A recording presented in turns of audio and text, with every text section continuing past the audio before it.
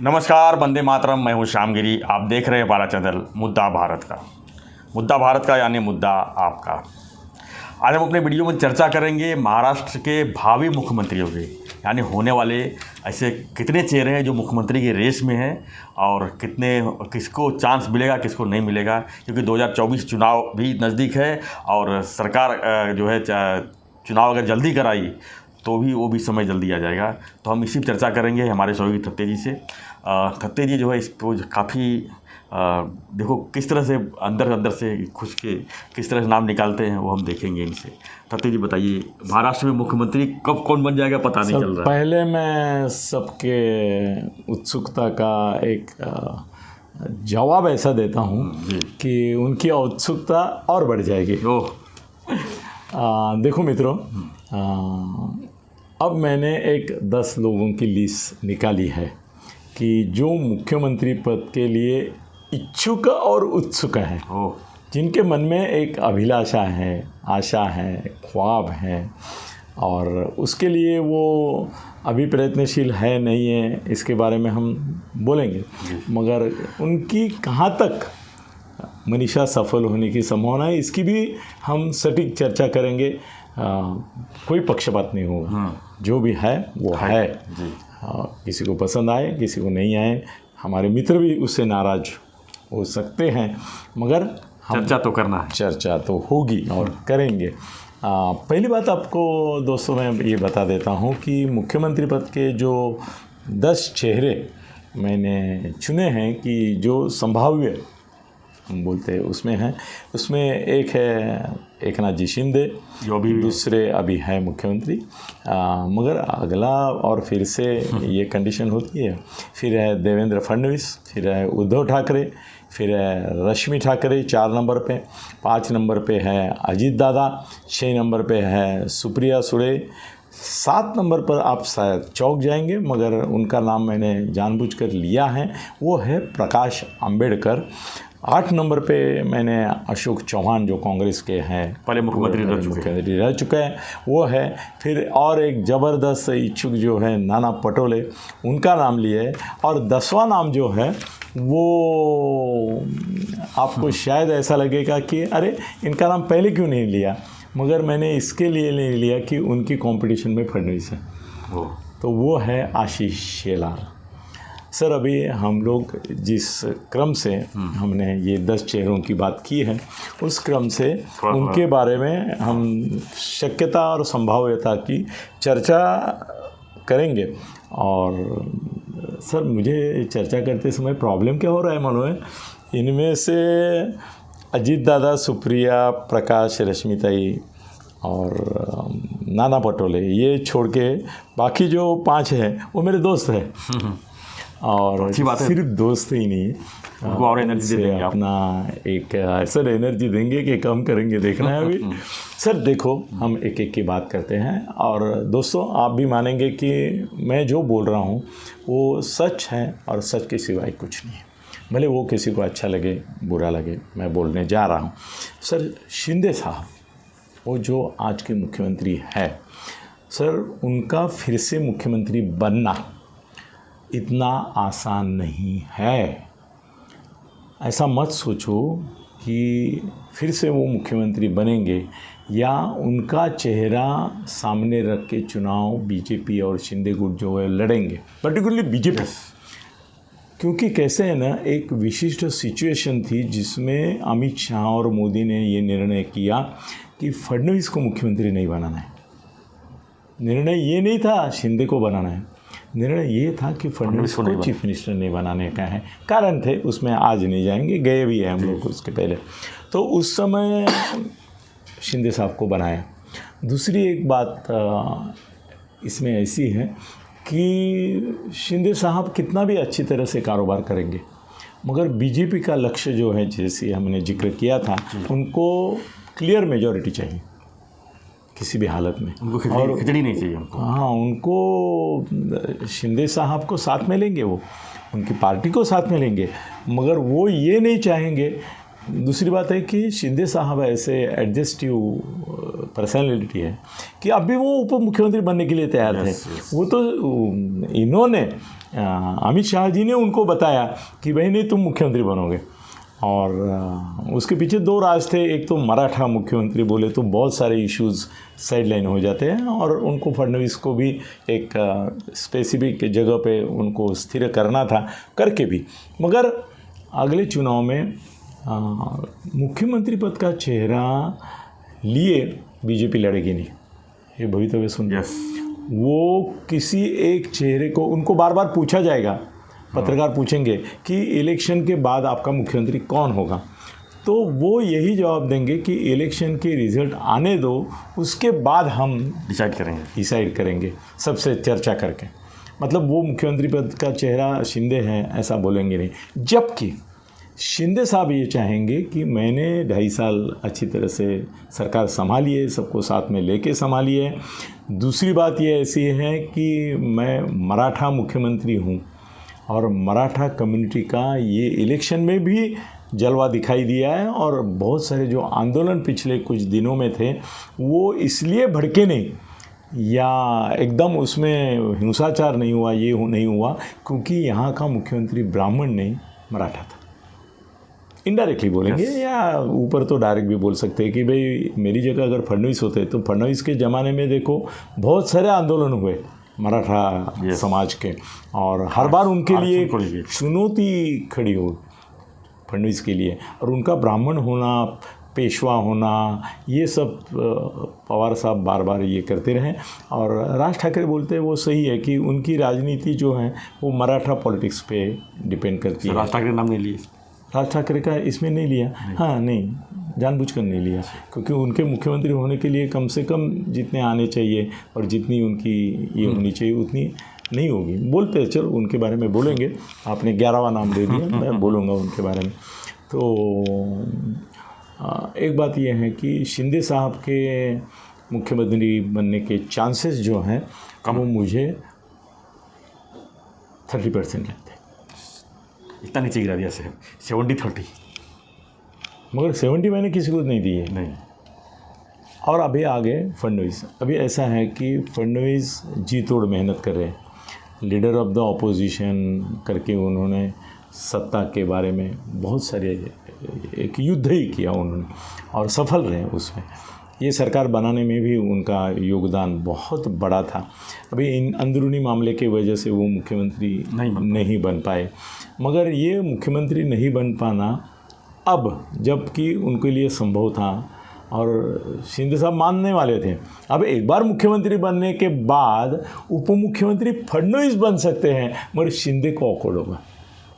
शिंदे साहब हैं वो मर्द मराठा हैं, वो बोलेंगे मैं एक बार मुख्यमंत्री बन गया हूँ, अभी मैं उप मुख्यमंत्री नहीं बनूंगा, फिर आपने जो कहा था कि मैं बाहर रहूँगा वैसा मैं रहूँगा, तो मैं बाहर रहूँगा, और वो परवड़ेगा नहीं बीजेपी को। भाई फडणवीस का बाहर रहना चल सकता था, पार्टी डिसिप्लिन्ड है, मगर शिंदे साहब का अगर गुस्सा किए तो नहीं चलेगा, तो फडणवीस के लिए मुसीबत होगी। तो फडणवीस के चांसेस जो है मुख्यमंत्री बनने के, वो मैं इनके तो 30 तक ला गए हैं, उनके 40 तक ही लेके जाता हूँ मैं, 40% उनका होता है। सर उसके बाद अभी हम आते हैं उद्धव और रश्मि वहिनी से। तो अभी उद्धव के बारे में उनका मुख्यमंत्री फिर से बनना नामुमकिन है, क्योंकि एज ए बोलता हूँ ना, एज ए चीफ मिनिस्टर वो ऑलमोस्ट फेल हो गए थे। दूसरी बात है कि दिन ब दिन उनकी जो तबीयत है वो उनका साथ नहीं दे रही है, और उन्होंने खुद अभी बता दिया कि अगली मुख्यमंत्री महिला होगी, बोल दिया ना उन्होंने। वो बोला उसी समय उन्होंने अपने को विड्रॉ कर दिया कि मैं मुख्यमंत्री पद की रेस में है ही नहीं, तो उनका 0%। उद्धव का मुख्यमंत्री बनना सर जिंदगी में, इसके आगे चल के शिवसेना को मेजॉरिटी मिली तो भी उद्धव मुख्यमंत्री नहीं बनेंगे, क्योंकि उनको अभी वो बात जमेगी नहीं, और लोग भी बोलेंगे कि भाई आप किसी को, अभी रश्मि वहिनी, उद्धव ने जब बोला कि महिला मुख्यमंत्री बनेंगी तो नीलम गोरे उनके मन में नहीं थी, या सुषमा अंधारे तो बिल्कुल ही। अरे सुषमा अंधारे ने कल कमाल कर दी, वो बोले, एक किधर सभा हुई मराठवाड़ा में, उधर वो बोली कि आप मुझे ये विरोधी वाले जो हैं बहुत छोटा समझ रहे हैं, उनको मालूम नहीं कि उद्धव जी ने जाहिर किया है कि कोई महिला मुख्यमंत्री बनेगी। मतलब वो अपने आप को हाँ, तो उसने बोला कि कल शायद मैं यहीं पे मुख्यमंत्री बन के आऊँगी, तो फिर आपका चेहरा देखूंगी। आप मेरी आज सभा को ये करने वाले थे, ध्वस्त करने वाले थे, तो मैं अगर मुख्यमंत्री बन के आऊँगी तो ऐसा बोला उन्होंने। मतलब वो भी कहाँ से कहाँ सोचती है, मैं तो उसका नाम भी नहीं ले रहा हूँ। टॉप 12 में आ गए। मगर रश्मि वहिनी का भी ऐसा है सर कि किसी के साथ ही जाना पड़ेगा ना इनको जी। अकेले की मेजॉरिटी का माइनॉरिटी में भी वो मुश्किल में रहने वाले।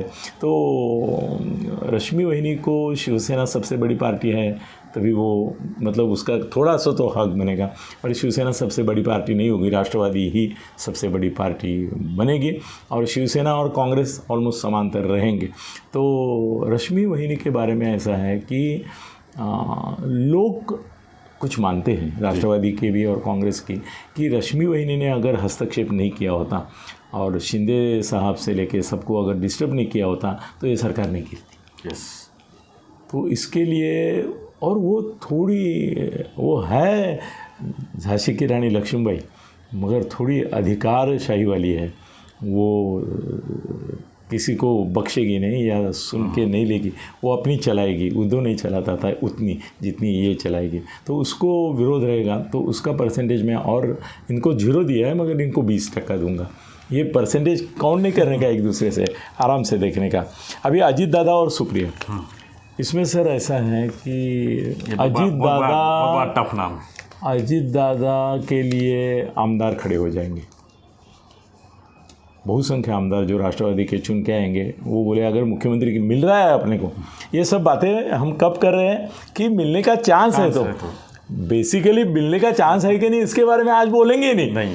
अगर चांस है तो कौन, ऐसा हमने एक हाइपोथेटिकल कुछ भी ये बना के रखा है कि जिसमें हम ये नहीं देख रहे कि सच में इनको चांस है कि नहीं है। अगर मिला तो, अगर तो ऐसा, तो सर आमदार जो हैं वो अजीत दादा के पीछे खड़े हो जाएंगे और पवार साहब की मुश्किलें बढ़ेगी।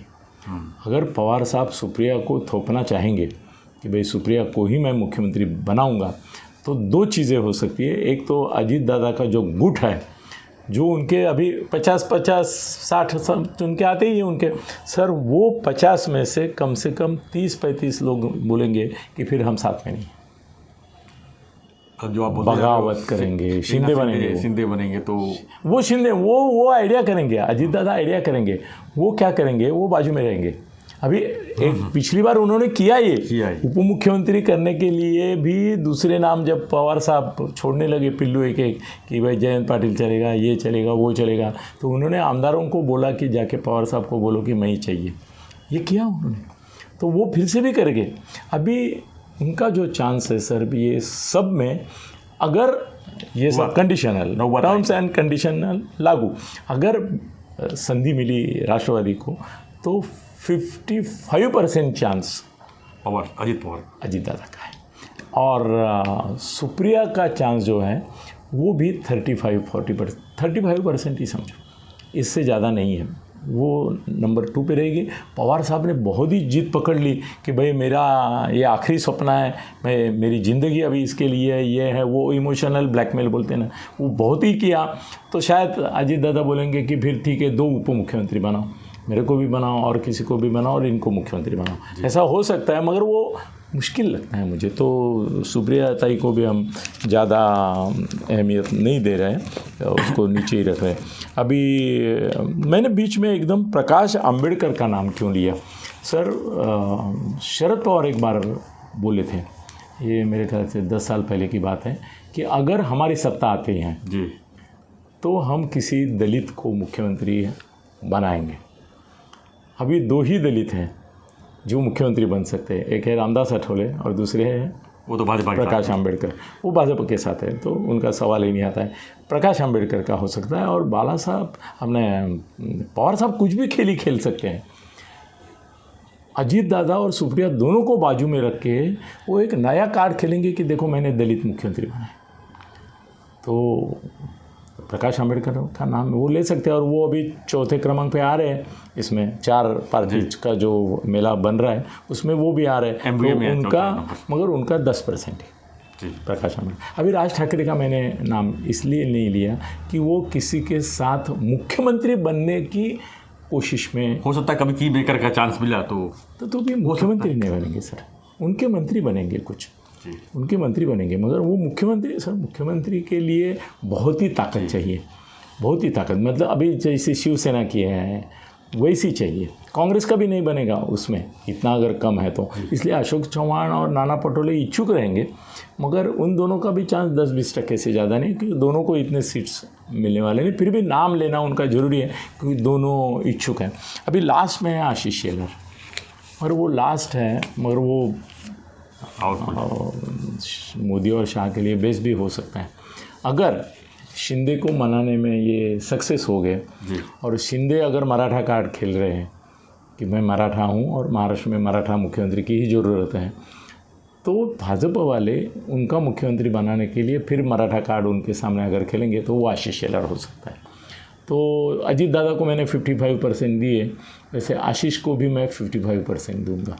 अभी तक फडणवीस को मैंने परसेंटेज नहीं दिया है, क्योंकि सर कैसे ना, फडणवीस